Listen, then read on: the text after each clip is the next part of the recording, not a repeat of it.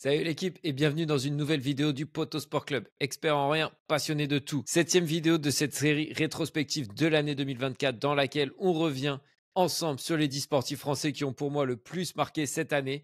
On continue avec à la quatrième place un alien qui est arrivé sur la planète basket, Victor Wembanyama. Pour être tout à fait honnête, je pensais initialement le mettre sur le podium tellement il m'a fait kiffer cette année.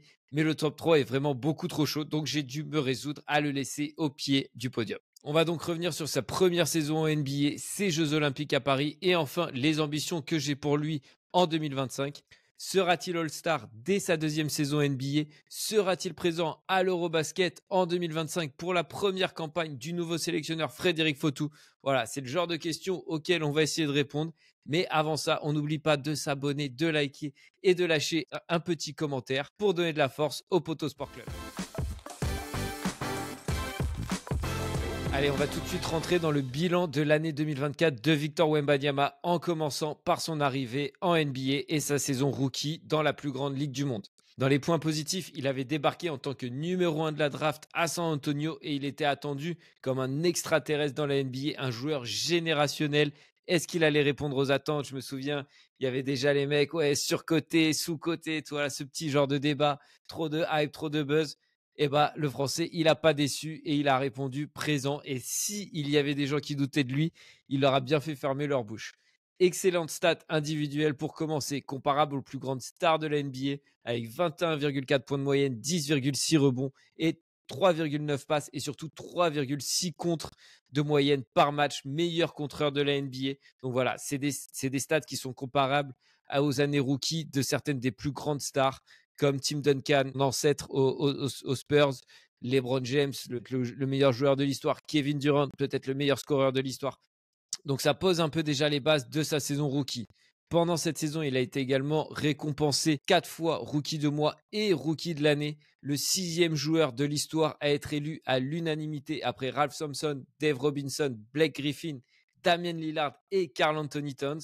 On retrouve notre petit Frenchie. Certains lui avaient prédit un duel pour le titre de rookie de l'année avec Chet Holmgren, mais bon, on a très vite vu que Victor était au-dessus et qu'il allait remporter ce titre haut la main. Il a également été classé deuxième au classement de meilleurs défenseurs de l'année, meilleur contreur de toute la NBA, on l'a dit, mais un titre qui a finalement été remporté par un autre Français, Rudy Gobert. Et enfin, des records de précocité dans toutes les catégories statistiques possibles, triple-double, quadruple-double, record de bloc.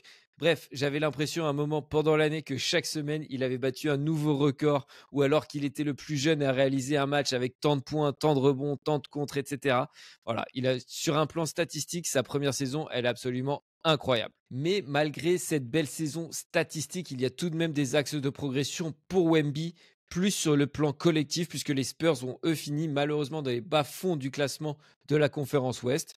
C'était vraiment une saison d'expérimentation pour Wemby aux Spurs, surtout au début de saison où il était baladé poste 4, poste 5, poste 3 même parfois et jouait donc souvent très loin du cercle, ce qui l'a amené à avoir des pourcentages au shoot un peu bas à certains moments de la saison pour un joueur de son statut. Sur toute la saison, il n'était qu'à 46% de réussite et 32% à 3 points, plus à cause d'une mauvaise sélection de shoot qu'un vrai problème technique, surtout à cause du manque d'un vrai meneur de jeu pour utiliser sa grande taille et la longe du français près du cercle. Ce manque a été comblé pendant l'été avec l'arrivée de l'un des meilleurs passeurs de l'histoire et l'un des meilleurs meneurs de jeu de l'histoire, Chris Paul. Et on voit déjà l'effet de son arrivée sur les pourcentages du français en ce début de saison. Si on regarde les stats pures, on peut se dire que ce n'était pas une grande progression. Voilà, il est passé à 48% et à 34% à 3 points, donc seulement 2% de plus sur ces deux stats, mais en prenant le double de tirs à 3 points, ce qui forcément amène son pourcentage à la baisse en général. Deuxième max de progression pour Wemby, les pertes de balles. 3,7 en moyenne par match, qui est beaucoup trop pour un joueur de son calibre. On compare souvent le ratio perte de balle, passe décisive en basket et il a quasiment autant de pertes de balles que de passes D l'année dernière. Donc il doit encore améliorer ses choix pour devenir encore meilleur. Mais vu la vitesse à laquelle il apprend, on ne se fait pas trop de soucis à ce sujet. La deuxième grande échéance de Wemby en cette année 2024, c'était évidemment les Jeux Olympiques. Petit bilan collectif d'abord avec une équipe de France à deux visages lors de ce tournoi olympique avec une phase de groupe très compliquée avant de se révolter sur la phase éliminatoire en sortant le Canada puis l'Allemagne qui étaient tous deux des candidats à une médaille. pour aller chercher une superbe médaille d'argent. Donc une satisfaction en général, même si on a quand même cru un tout petit peu qu'on pourrait aller taper les Ricains, mais ça c'était avant que Steph Curry active le mode Night Night et envoie tous les Français au lit avec un superbe coup de chaud où il a rentré, je sais plus combien, 4 ou 5 paniers à 3 points d'affilée. Mais bon, on a quand même eu droit au dunk du Dancing Bear, Gershon Yabusele. Son maillot est juste là maintenant, qui a rejoint les Sixers, mon équipe, donc je suis ravi de ça. Voilà, petite parenthèse refermée. Donc voilà, personnellement, Wemby sur ce tournoi olympique, je l'ai trouvé un peu en dedans sur le plan individuel. Jamais vraiment trouvé son rythme en attaque alors qu'il devait être le leader offensif de l'équipe. Et statistiquement, c'est vrai qu'il l'a été, en étant meilleur marqueur, rebondeur, passeur et contreur des Bleus. Mais on attendait peut-être un peu trop de lui pour sa première compétition avec l'équipe de France. Offensivement, il a eu des difficultés à prendre ses positions face à des adversaires qui l'ont souvent repoussé loin du cercle. Et ça a beaucoup perturbé l'attaque des Bleus tout au long de la compétition. Il a aussi manqué un meneur de premier plan vraiment pour être servi dans de bonnes conditions près du cercle. Et il s'est donc beaucoup cantonné à un rôle de shooter à 3 points. Et il a été plutôt maladroit dans cet exercice avec un 6 sur 27 cumulé en quart et en demi-finale. Seulement 11 points en demi face à l'Allemagne et 7 en quart face au Canada. Donc voilà, vraiment notre leader offensif sur ces deux matchs-là, ça aurait été Gershon Yabusele. En revanche, à sa décharge, lors de ces matchs, il a su faire parler ses qualités de passeur sur les coupes ou vers le poste bas avant de retrouver de l'efficacité face à une team USA qui était peut-être un peu moins agressive sur lui en défense. Donc voilà, comme j'ai dit, au final, on retient presque plus les perfs de Gershon Yabusele en quart et en demi qui a vraiment sonné la révolte après les poules alors que la France entière attendait que Victor endosse toutes les casquettes et porte l'équipe de France sur son dos jusqu'en finale, ce qui était peut-être pas forcément très réaliste quand on connaît le manque d'expérience de Victor Wembanyama en équipe de France. Ça n'enlève à rien au grand joueur qu'il est. Voilà, donc une fois qu'on a fait un petit retour sur sa saison 2024, on fait comme d'habitude une petite évaluation sur 10 du français et je vais lui mettre un 9 sur 10. J'enlève un demi-point pour la saison compliquée des Spurs sur le plan collectif et pour le léger manque de leadership en équipe de France pendant les JO, même si encore une fois c'est pour être tatillon. Comme avec tous les sportifs dont je parle dans ce classement, s'ils sont dans mon classement, c'est qu'ils ont forcément fait une année exceptionnelle. Et les petits points que j'enlève sur l'évaluation, c'est pour être un peu taquin et histoire de ne pas mettre 10 sur 10 aussi, je l'avoue un peu. Maintenant, on va se tourner vers 2025 et la suite pour Victor Wembanyama en commençant par la NBA. Son premier objectif pour moi, il sera collectif et d'obtenir une qualification en play-in, donc finir au pire à la 10e place de la conférence Ouest pour les Spurs. Et dans une conférence Ouest qui est ultra compétitive, c'est plutôt bien parti pour eux, puisqu'à l'heure où j'enregistre cette vidéo, ils comptent 12 victoires et 12 défaites, alors qu'ils étaient à 4 victoires et 20 défaites seulement au même moment l'an dernier. Donc déjà, grosse progression à ce niveau-là depuis l'an dernier. Et pour l'instant, ils sont aux portes du play-in puisqu'ils occupent la 11e place de la conférence Ouest. Mais bon, ça va encore beaucoup se décanter et il reste beaucoup de chemin à faire. On n'en est qu'au tiers de la saison. D'un point de vue individuel maintenant, ça serait bien qu'il arrive à monter les stats à 25 points de moyenne, ce qui passe par un meilleur pourcentage au shoot. On en a parlé dans ses axes de progression. Je pense que 50%, ça serait bien, même s'il prend beaucoup de tirs à 3 points, ce qui va rabaisser un peu son pourcentage général. Voilà, je pense que 50%, ça serait un bel objectif pour lui.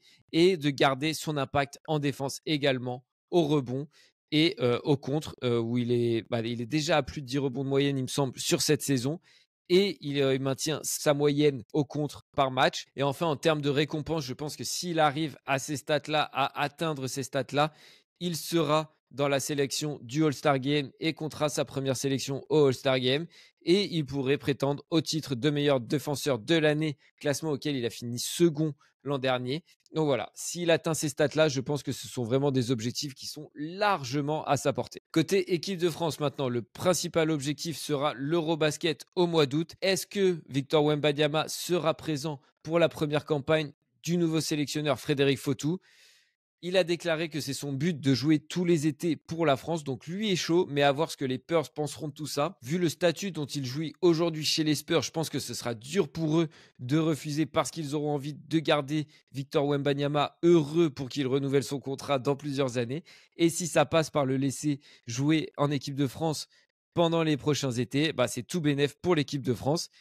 Et avec Wemby et une génération qui arrive très solide avec les Bilal Koulibaly, les Alex Sarr, les Zachary Rizaché, Tidjane Salin, Moussa Diabaté. Voilà, on a le petit Nolan Traoré qui devrait arriver en NBA l'an prochain et qui fait du sale avec le club de Saint-Quentin en Betclic Elite cette année. Nadir Rifi avec le Paris Basket. Gershon Yabusele qui est en train de renaître dans la NBA. On a vraiment un très gros réservoir et vous me voyez venir un horizon, les JO 2028 à Los Angeles. Pourquoi pas prendre notre revanche sur les Américains chez eux? Voilà, dites-moi si vous pensez que les Bleus peuvent aller chercher l'or dans 3 ans et demi. Moi, je suis curieux de votre avis là-dessus. Personnellement, j'y crois. À voir après comment les jeunes que je viens de citer évoluent, mais le potentiel est là. Et surtout avec un leader comme Victor Wembanyama, je me dis qu'on va pas s'interdire de rêver et qu'on peut aller taper les Ricains chez eux et prendre notre revanche, cette fois en finale des Jeux Olympiques. On arrive sur la fin de cette vidéo, l'équipe. J'espère que cette petite rétrospective de l'année de Victor Wembanyama vous a plu. Il occupe la 4e place de mon top 10 des sportifs français de 2024. Une saison rookie incroyable en NBA, une magnifique médaille d'argent au JO malgré une performance de sa part un peu en demi-teinte et surtout de gros objectifs pour 2025, que ça soit en NBA ou avec l'équipe de France avec ces Jeux 2028 qui nous attendent, dont il sera le leader assurément. Voilà, nous on se dit à très vite pour le top 3. On n'oublie pas de liker la vidéo, de mettre un petit commentaire et de s'abonner si vous voulez pas louper le podium de mes sportifs de 2024. Et on se dit à très vite. Ciao équipe.